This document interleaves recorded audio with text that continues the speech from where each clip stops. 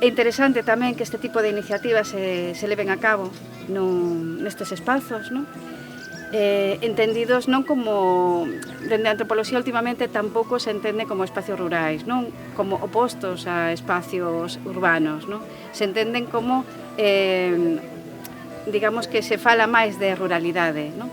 Que nesta ruralidade sí que teñen cabida os espacios rurais, como que estamos hoxe, pero tamén, digamos, os espacios rururbanos, eses que están un pouco na periferia das cidades e que tamén participan ou teñen problemas ou problemáticas moi similares a estes espazos, non?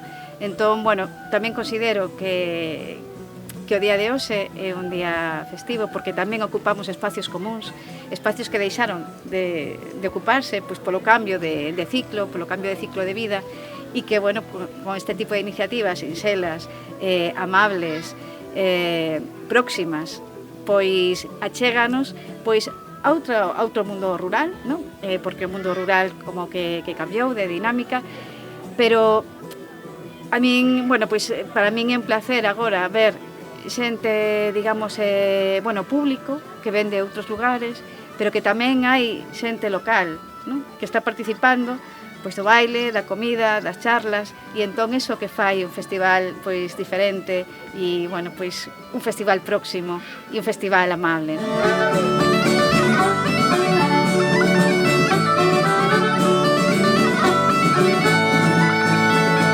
Para o colectivo noso, que somos máis dinámicos, que significa isto? Bueno, pois que na aldea a frase que domina é de que aquí nunca hai nada.